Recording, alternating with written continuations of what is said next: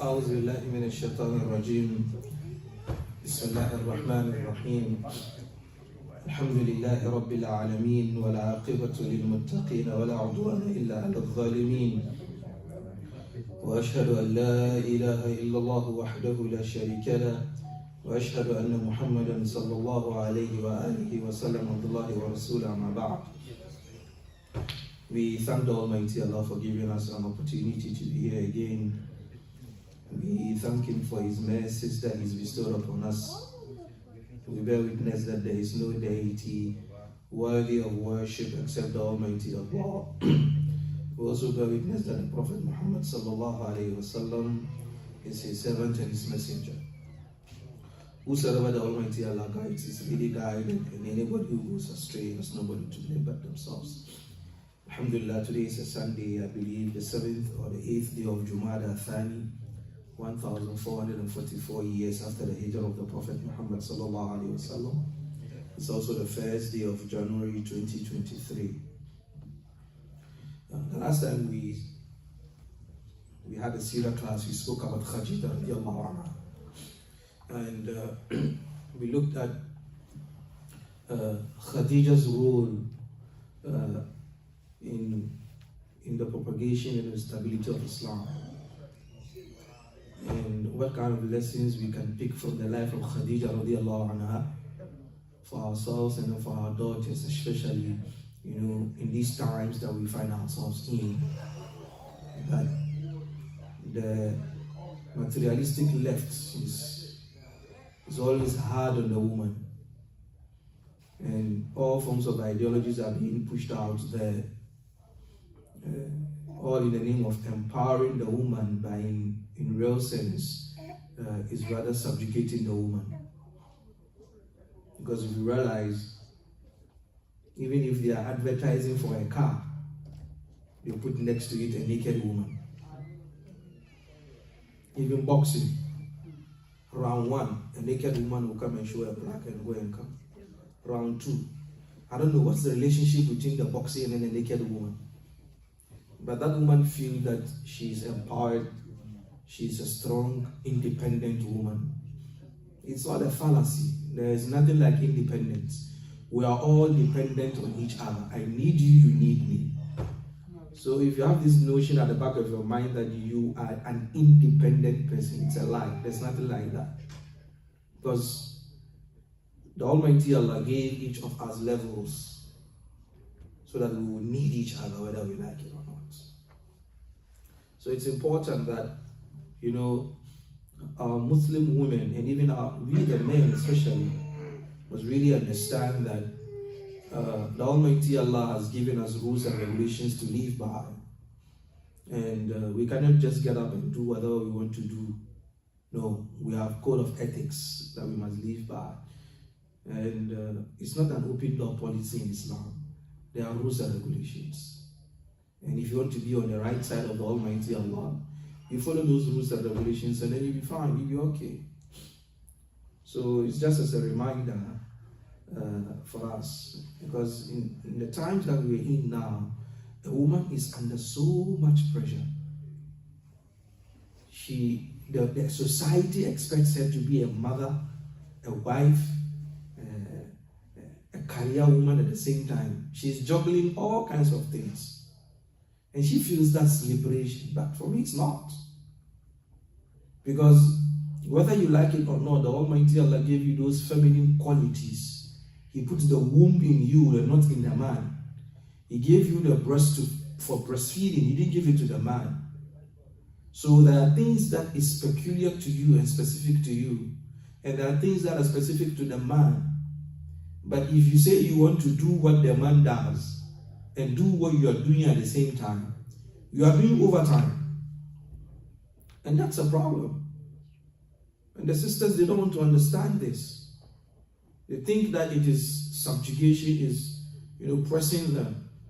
And the other thing is that, you see, these people on the left, they've taken God, they've taken Allah out of the equation. And they've made man the standard. So the idea is whatever a man can do, a woman can do. So if he can drive a tractor, I can drive a tractor. If he can wear pants, I can wear pants. If he can do this, I can do that. No, that's the wrong motivation. It's wrong. It's a wrong motivation for the sisters.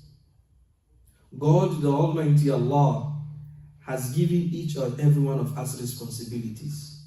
لِلرِّجَالِ نَصِيبٌ مِّمَّا اكْتَسَبُوا وَلِلنِّسَاءِ نَصِيبٌ مِّمَّا اكْتَسَبُوا. Men will receive reward for whatever they do, and women will also receive reward for whatever they do. And if we do that, we get peace and stability in the community. But now you realize that now we're having issues. May the Almighty Allah safeguard us. Today's episode is going to look at the building of the Kaabah. When the Prophet Muhammad ﷺ got to the age of 35, the kuffar of Makkah decided to pull down the Kaabah and rebuild it. But historically, the Kaabah has been built a couple of times before then. Some of the scholars are saying that the first persons or beings to build the Kaabah are the Malaika. That when the Almighty Allah told them, Inni ja'ilun fil ardi khalifa, I'm going to place a vicegerent on the surface of the earth. And then the angel said, Ataj'alu fiha man yufsidu fiha. And all you know the story. And the Almighty Allah ordered them to build Kaabah. They built the Kaabah. The second narration is that it was built by Adam himself. Adam built the Kaabah. Another opinion is that it was built by Ibrahim alayhi salatu wassalam. But in all, the foundation stone of the Kaaba was there. It was Ibrahim who came to raise the building. When he raised the building, there was no roof. He didn't roof it. It was an open roof. It was later that the kuffar put in a tent on it and then put, the clothing on the side. And the bricks or the stones that he used didn't have any cement in them to bind them. So they were just stones that were placed on each other. Stones, and then it was in a D shape. You see the letter D? That is how it was, in the D shape. So the story behind it is that, Ibrahim alayhi salatu wassalam traveled from Sham to Egypt. And then his wife Sarah was a very beautiful woman. And then the Egyptian king at that time will always want to pick, the most beautiful woman for himself. So to cut a long story short, he wanted Sarah, but it didn't happen. So to let her go, he gave her Hajara as a slave girl. And Ibrahim was old, and Sarah was also old, but there were no kids. So she decided to give Hajar to Ibrahim as a wife. That maybe the Almighty Allah will grant them children from that. Eventually, Hajar gave birth to a son. And the natural jealousy that women have. She is the one who initiated the marriage proposal. She was the one who stood in for the marriage. She was the one who did all that. But then now she realizes that her co-wife has a son and she doesn't have a son. So the natural tactics and antics of women will set in. It is natural. And understand this. As we said in our last lecture, they have these strategies that the Almighty Allah has given them. If you say you are going to respond to everything, they will turn you to a madman in the house. You know it. They will intentionally frustrate you. And then when they do it too, they go into the kitchen and giggle. And you are in the living room and your blood pressure is through the roof. And she is happy. She is okay. That's what keeps her going. So, for example, if you have 2 wives, and when you are bringing in another wife, don't expect the first wife to agree 100%. It's not going to happen. She can be the most pious of women. She might even be our imam in the masjid. But then that portion of female and feminine life is with her. She might agree, okay, no problem. But then, fi qalbi shay, it's natural. So don't expect her to be all beaming and smiling and happy. No. If you get some 50% approval, proceed with what you want to do. And then don't insist and force that she must accept it. No, it's not right. Don't insist on that. You go ahead with what you want to do. And then when it's done, expect the antics. It's going to happen. I know of an uncle. He brought in a new wife. And the new wife realized that the first wife had some shortcomings. So the moment he comes from work, he takes off his dress. That evening she'll wash it and hang. She'll wash it. In the morning she'll iron it. If he's going to work, she will intentionally bring out his shoes in the compound house with her polish to polish the shoe. And this one is seeing what is going on. So she also changed. If he's in her room and then he's going to work, she also bring out his shoes and then she also polish the shoe. It got to a point, the new wife, she go and fetch water in a bucket. She wants to wash his car. And then the first wife said, it's okay. What kind of competition too is this? So the antics are there. Understand that. And don't expect to, let them to be friends. It's not going to happen. Live and let live. That's it. You maintain your stand as the man of the house. And most often than not, I say this and I stand to be corrected. Sometimes, issues that you have in polygamous homes is sometimes that the man himself is a hypocrite. When he's bringing in a new wife, he smears the old wife dirty. She's not clean. She's old. When I see you, I see freshness. When I see you, I see development. I know you're going to bring something new in my life. So when this new wife is coming in, she already has a great deal of disrespect for the first one. So when you're bringing your wife, maintain the respect of the first one. That's not what we are going to discuss, but I just pass it through. So in the end, Ibrahim ﷺ had to take Hajar away from the house because there's too much confusion, there's too much tension in the house, and so the Almighty Allah, gave him the order. He took her away to a place, a faraway place from where they are. When they got there, he left them and then he turned to leave. And then Hajar came to him and said, "Why are you leaving us here? This is a valley, a desert. There's nobody here. And you're leaving us with only a bottle of water and then some few dates." He didn't respond. And then she said, "Did the Almighty Allah order you to leave us here?" And then he said, "Yes." And then she told him, "Leave. Don't even come back, because the Almighty Allah will never ever disgrace us or forsake us." So this point is also a lesson for us on tawakkul and the reliance on the Almighty Allah. And then there might be situations or conditions that we go through that we don't even understand. Sometimes the test of the Almighty Allah comes and then you can't even fathom it. You can't understand. Your mind cannot even process it. But then when you are patient and then you rely upon the Almighty Allah, the doors will begin to open and you yourself will be very surprised. So after some time, she was with the baby. After some time, their water got finished. The food got finished. So in trying to look for help, and this is the baby, he's crying, he's hungry, and she doesn't want to see her child die when she's looking. So she climbed a mountain to check the surroundings and see whether she will find people. So she climbed so far, And then she came down, she went and then she climbed Marwa. She did that 7 times. And that became what? An act for us in ibadah, as the Prophet Muhammad sallallahu alaihi wasallam told us.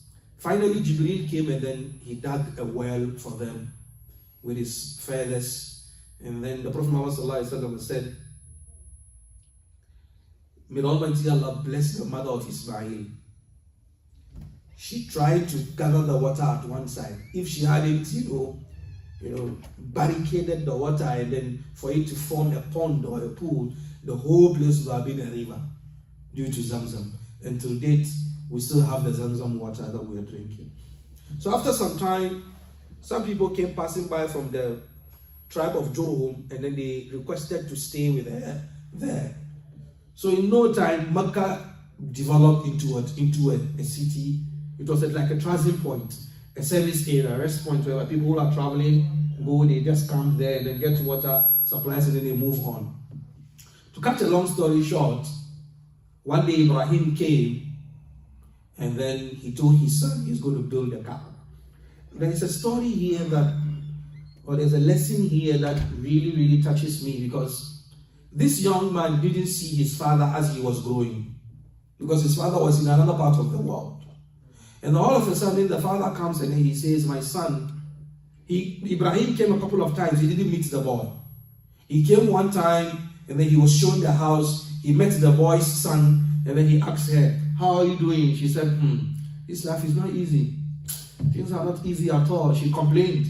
And then when he was leaving, he told her, when Ismail comes, telling him that his gate, his door, is very weak, he should change the door. She looked at the door and said, no, this door is okay. He said, no, don't worry. When the boy came, he asked her, he told him, someone came, and he realized that it was the father.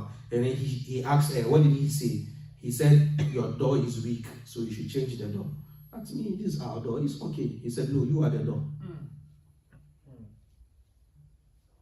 So he divorced her, and then he married another woman.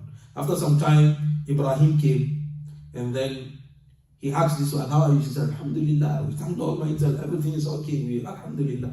And then he told her, when he comes, tell him his door is very strong, it's high grade quality, you should maintain the door.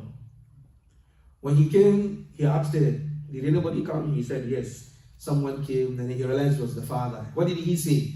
He said, the door is very strong, quality door, so maintain the door. I don't understand. He said, you are the door. Should maintain you. So in all these comings and going, Ibrahim didn't see his son. The first time they met was when he came and told him, my son, I have seen in my dream that I'm slaughtering you. What did the son tell him? He said, Dad, do whatever the Almighty Allah is ordering you. You and me, our father is not there. We've not seen him before all these years. Then he just comes one time and he says, I've seen in my dream that I must slaughter you. What is going to happen? That's a good wife.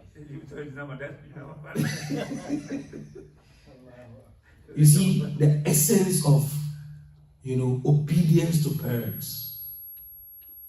It doesn't matter whether, for me, and even in Islam, the importance that fathers have over their sons or their children is so profound that even if your father was irresponsible, he renegated on his responsibility to take care of you, wallahi, the responsibility of being obedient to him is still on your neck.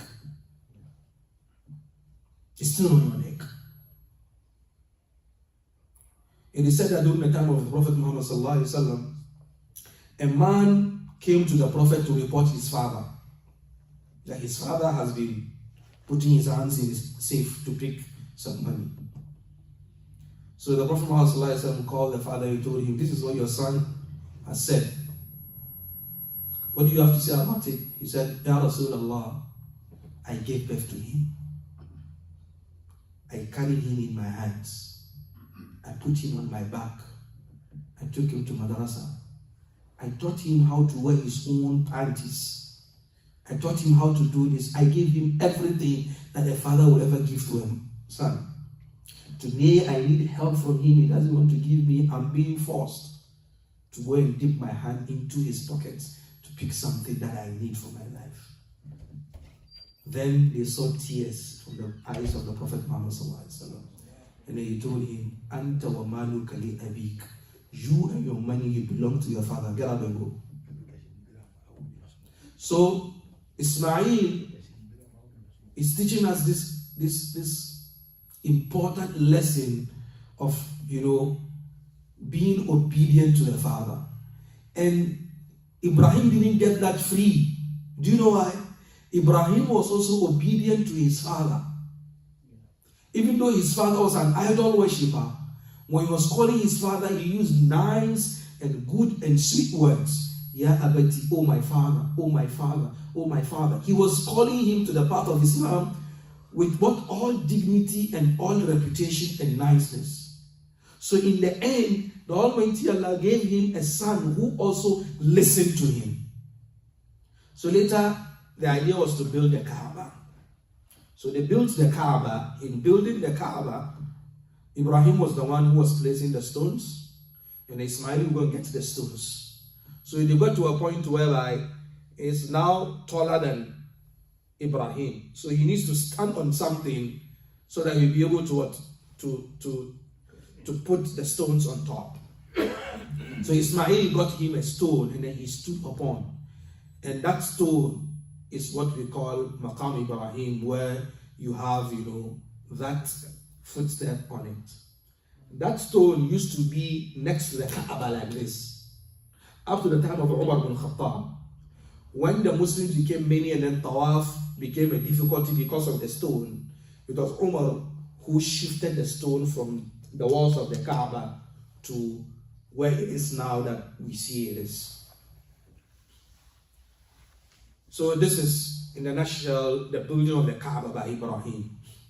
Moving on further, I believe when the Prophet Muhammad was 35 years old, I think there was a rainstorm. So part of the wall of the Kaabah, cracked and then it fell. So they wanted to rebuild it. And then they had information that a ship from Rome had come, and then it has had problems at Jeddah. So they went there to get the wood from the ship. And then the ship had a Roman carpenter. They took him, and then they came with him to Mecca to help build the Kaabah. So they instituted a committee that would generate funds to build the Kaabah. Astonishingly enough, these were kuffar, idol worshippers. Even before that, Ibrahim was on Tawheed, and you know that. During the time of a tribe called Khuza'ah, there was a man called Amr ibn Lu'ay. He went to Syria, and then he saw idol worshipping. And then he bought Hubal, a big idol, and then he brought it, and then he put that first idol in the Kaabah. And that is how idol worship came to be in Mecca. So, fast forward during the time of Prophet Muhammad, these people are worshipping idols. These people were drunkards. These people were committing adultery. But then when they were going to build the Kaabah, the committee instituted a communication. They gave out a communication. If you are dealing in haram business, don't bring your contribution for the building of the Kaabah. If you are dealing in liquor and alcohol, don't bring any money for the Kaabah. If you are dealing in prostitution, don't bring any money for the Kaabah. If you are dealing in riba, don't bring any contribution for the Kaabah. Even though they were idol worshippers, they still had the remnants of Tawheed of Ibrahim alayhi salatu wasalam. So they knew that this building was a sacred building and haram must not touch it. If the kuffar of Mecca at that time knew the essence of not using haram money for the Kaaba, I don't understand why a Muslim would take haram money to go to Mecca. I don't understand why he would do that. So the money that they generated was not enough to build the whole thing. So they built half and they left half. The half is that semicircle that you see, that we call Al-Hijr. You see that the Kaaba, and then there's a semicircle up. That semicircle, that place is a part of the Kaaba. If you stand there or if you pray in there, it's like you've entered the Kaaba. There's no difference between that place and then the building. So they did that, and then they built the Kaaba. Now, some lessons here.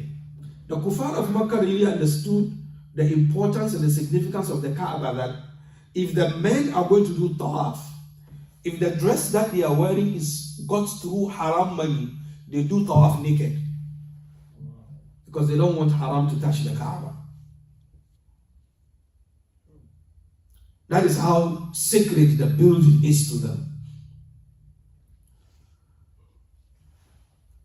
They built the Kaaba, and then it got to a point whereby the black stone, Hajar al-Aswad, where are they going to place it? How are they going to place it?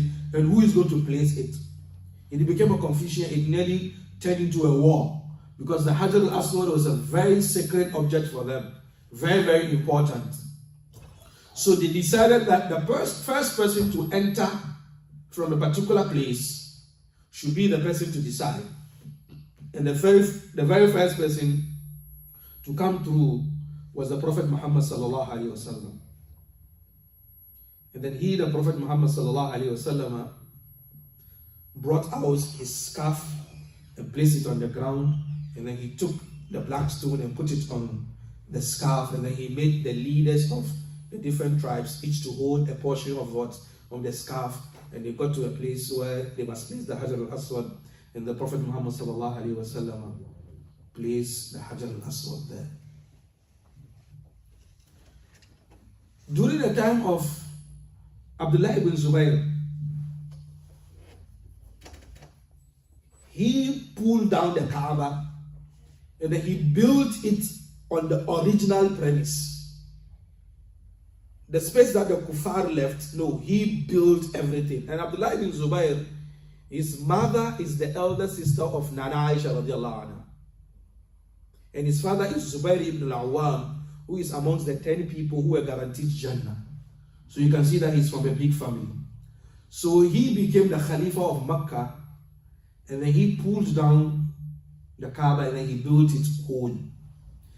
During the conquest of Makkah, the Prophet Muhammad was sitting with Aisha, and then he told Aisha that if not for the fact that these people are new into Islam, I would have destroyed the Kaaba and rebuilt it on the original premise that Ibrahim built it himself. But I don't want to create any new confusion in the minds of the people, so I'm going to leave the Kaaba like that. So Abdullah ibn Zubayr, when he came, he said he's going to fulfill the wish that the Prophet Muhammad did. And then he pulled down the Kaaba and then he built it on the original premise. Al-Hajjaj ibn Yusuf came and killed him, and then he pulled down the Kaaba and then he built it, back to how the Quraysh built it, because he said that's how the Prophet Muhammad left it, so you're going to leave it like that. Finally, there was one king, I think Harun al-Rashid, or I don't remember for sure, it escaped me. He wanted to pull down the Kaaba again after Hajjaj and then rebuild it on the original premise. And then Imam Malik told him, no, don't do that, leave it like that. Because if you pull it down and rebuild it, any king who comes after you will feel, I'm also going to pull it down and rebuild. Pull it down and rebuild. In the end, the people will lose the sacredness of the place, because any king who wants to toy with the place. So leave it like that. And it has been like that throughout the generations till now. Now there are some lessons we need to pick concerning the Kaaba. The Kaaba itself, in the beginning, was in the middle of town. In the middle of town. It was later, during the time of Umar ibn Khattab, that the Muslims have become plenty, and then it was not enough for Tawaf, that he bought the houses that were around the Kaaba, that were close, and then he destroyed them, and then he expanded the masjid. Uthman ibn Affan came, and then he also expanded it. I think it was during the time of Uthman, that is when they started putting a wall around it, so that it became like a masjid. And from time to time, every Khalifa that comes tries to expand it. So we've seen, the biggest expansion in the history of the world for the Kaabah that we have now. That, I don't know, how many people can the masjid take? He said 2 to 3 million people. Now, 2 to 3 million people. And it's so amazing that it's 24 hours electricity. No matter your disagreement with the Saudi Arabian government, you must really raise your heart for them, for what they are doing in the 2 holy mosques. Yeah, you might disagree with them politically, whatever, but then what they are doing in those 2 mosques, Allah, is not easy. It's not easy. The electricity alone that is being provided for the masjid is not easy. The workers that are cleaning, the Zamzam that is being tapped, and then all those water chests that you have, and all the time the masjid is smelling nice. You need to doff your heart for them, and you need to pray for them that whatever excesses or whatever mistakes that they have, may the Almighty Allah forgive them, because it's not easy. You go and controlling this crowd, the security is not easy. I remember we went for Hajj from Arafah to Muzdalifah. We took a bus. When we stepped in Muzdalifah, moving to Mina to Jamarat, we walked. When we got to Jamarat, we decided, let's go to Makkah and let's go and do our tawaf. We got straight to the masjid. When we got to the masjid, it was on the Eid day. They finished praying Eid, so they've blocked, the inner perimeter, the downside. So we're being forced to use the building to go and do tawaf, which is, is something different. Then all of a sudden, I don't know if it is a Turkish guy or someone, he just kicked the barricade. Boom, and the whole place was open. And come and see our speed. And then we entered. I was the last one, and I was seeing that they were closing the barricade. The police officer, the way he saw I was coming, he realized that if he stands in my way, I'm going to bulldoze him. He opened his further. Went through, and then we did our path. But like those of us who have been there, the first time you step into that perimeter, you will feel something. Whether you realize it or not, there is some spirituality there. And no matter how you look at the Kaabah, you can't look at the Kaabah eye to eye level. You will have to raise your head up. That's how sacred the Almighty Allah has made that place. But this place has rulings. Number one, the holiness of the place is such that you don't cause any confusion within that place. So if you don't cause confusion, what about fighting? That's a serious issue. Number two, you don't hunt within that vicinity. No hunting. That is why you realize that even the pigeons will come and stand on you. You don't frighten them.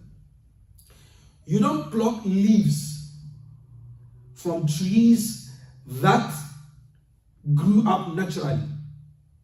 So if you plant something, then that's different. But if the tree is something that was natural, you don't touch it.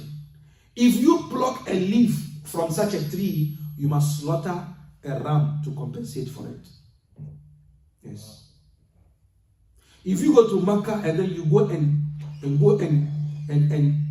fight someone, you must slaughter an animal to compensate for that. If you go to Makkah and then you go and fight, you must slaughter. So sometimes when we go to Hajj, instead of coming back home with blessings, we come back home with curses. That place is a sacred place. One salah in the masjid is equivalent to 100,000 salah in our masjid here. So why would a Muslim go to Hajj and not pray in that masjid? Why? In Mecca, there's nothing like someone's thing is lost and I found it, so I'm keeping it. Here in Wasatiyah or in Philadelphia, if something is missing and then you see it, you pick it up, you look for the person for 3 months. Some of the scholars say you look for the person for 1 year. If after that time you don't see the person, it becomes your property. The Sharia has given it to you. But in Mecca, if you see someone's thing and then you pick it, you must look for the person until the day you die. It doesn't become yours. So how much more those who go to Mecca to steal?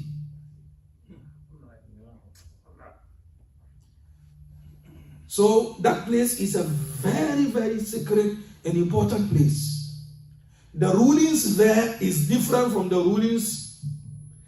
Even to think of doing bad is a sin. وَمَنْ يُرِدْ فِيهِ بِإِلْحَادٍ بِظُلْمٍ نُذِقُّ مِنْ عَذَابٍ أَلِيمٍ.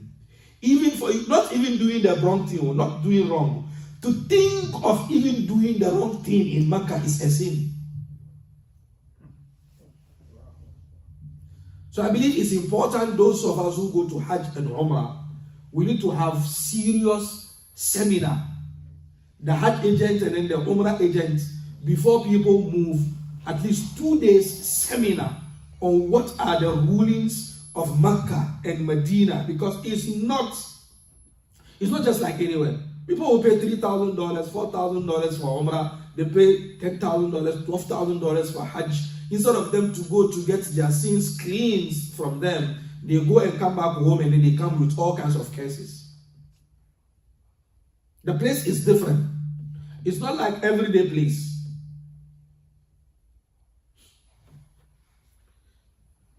The city, wallahi, a scholar asked a question and up till now it still rings in my mind, that if you know Mecca is very hot,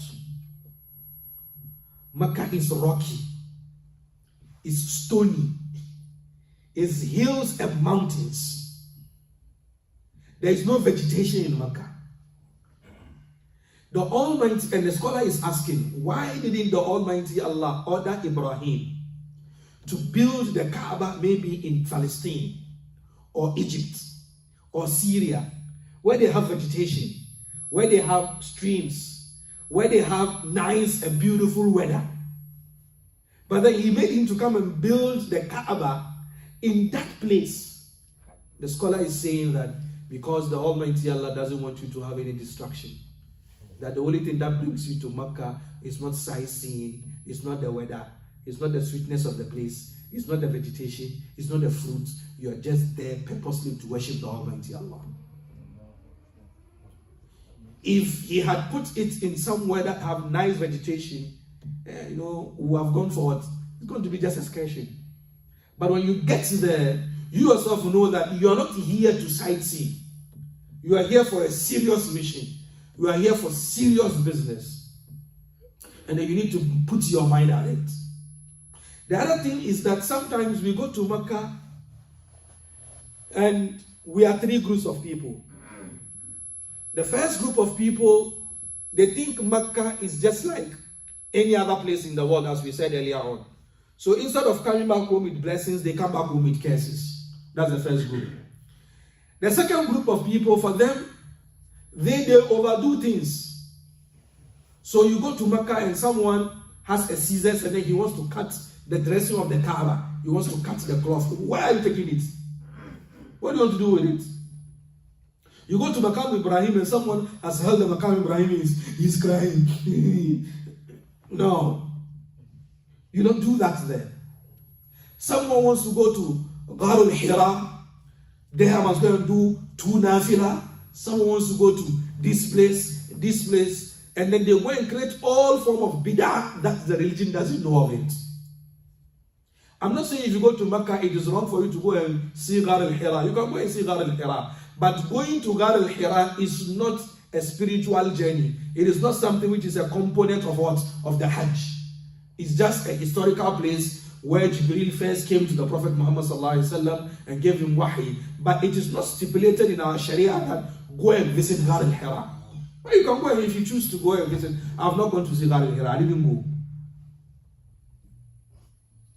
So these people will create all forms of bid'ah in the name of what? Getting closer to the Almighty Allah. Another point with the first group of people is that I realized one thing. Someone is in tawaf and then he's having a selfie.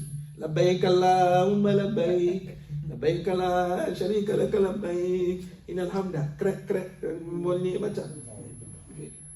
take a picture. I don't know.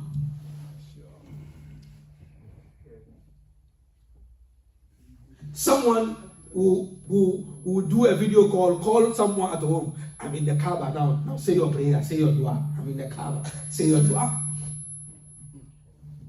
Where is this from? Someone came to me and said, Sheikh, I heard you're going to Hajj. I want to write a letter for you to give to the Kaabah. I said, why? The Kaabah is going to read the letter or what?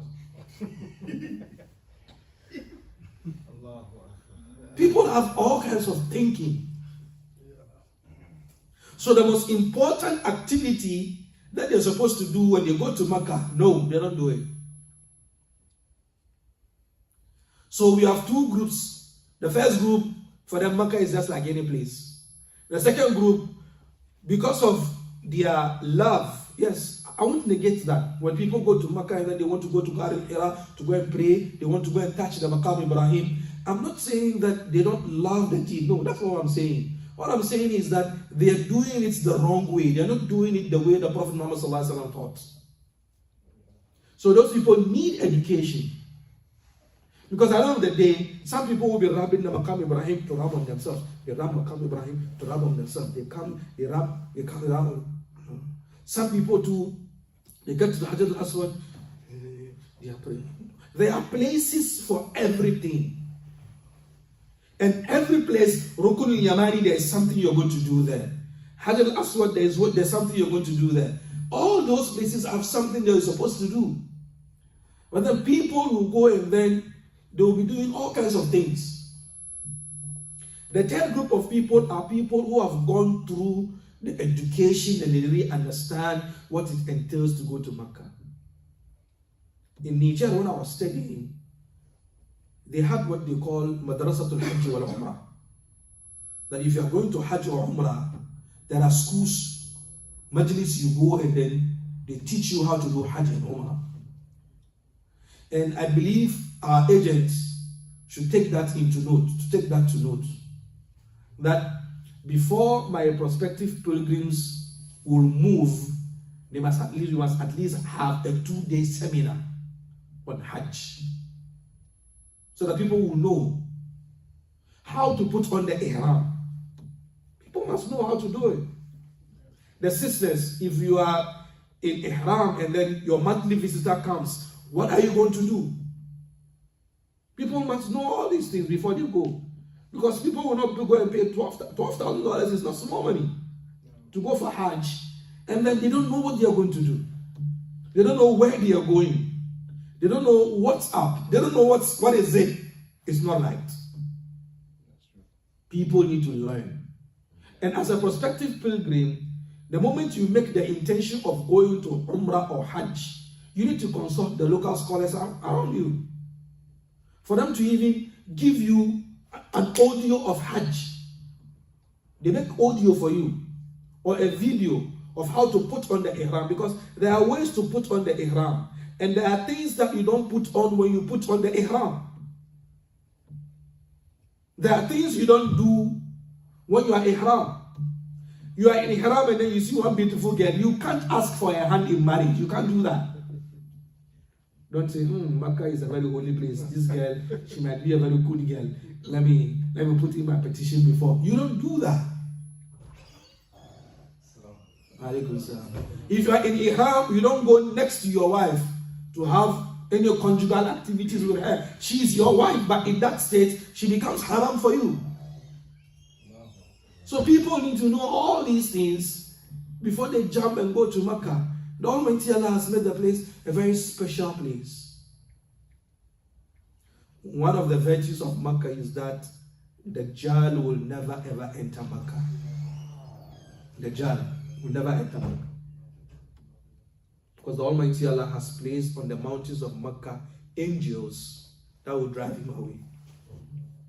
And on Medina too. So these two cities, Dajjal will not enter these two cities. And these two cities are the two cities that Iman will be left in. If Iman in Mecca and Medina finishes and there are no more Muslims in Mecca and Medina, then Asrafil is going to blow the horn. We are all going to Qiyamah. And inshallah will not even be alive then, because the Prophet Muhammad said, La taqumu as-sa'a illa ashrar an-nas. The day of Qiyamah will not happen unless on evil people. And then finally, the Kaabah will be destroyed. And the destruction of the Kaabah is the sign of the last day. It will get to a point whereby there is no Muslim on the surface of the earth. Everybody is gone.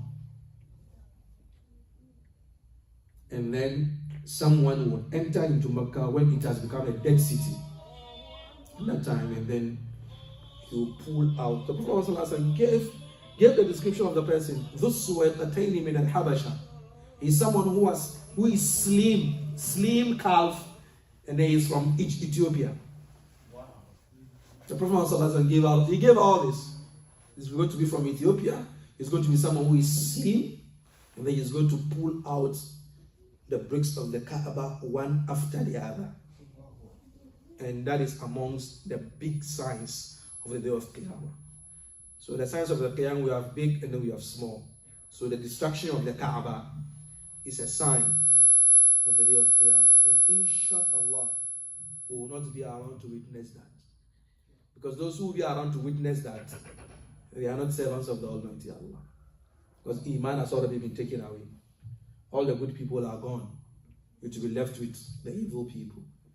Because Qiyamah, when it happens, the happening of the Qiyamah, if you are a witness to it, is a musibah. It's a calamity. Witnessing the Qiyamah, that these oceans will burst out with fire, the earth is vibrating, shaking, splitting out, volcanoes coming out. No. The Almighty Allah is not going to keep good people at that time. Everybody is going to go. So, in a nutshell, this is the building of the Kaabah from the time of Ibrahim والسلام, to the Prophet Muhammad ﷺ's time. And then from time to time, generation to generation, you have it. And another point, at the beginning, the Kaaba had two doors. One from the east and one from the west. So the Kuffar, when they built it, because they didn't have money, they made it only one door. So it was Abdullah bin Zubayr also, when he destroyed the Kaaba, he built it with two doors. And Hajjaj destroyed it and then built it with one door. So it had two doors. And sometimes, and in the beginning, the Kaaba was on the ground level. But now they lifted the door up there. And then with the dressing. First, the dressing will be on the floor, lying on the floor. But some people, they go with scissors and knives to go and cut the cloth of the Kaaba. I don't know what they are going to do with it. They're going to sew dresses for themselves or what. So it has now been lifted.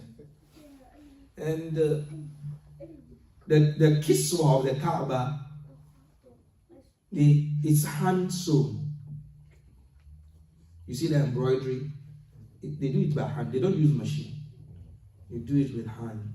And it takes them almost a year to do that. So every year, there's a new kiswa.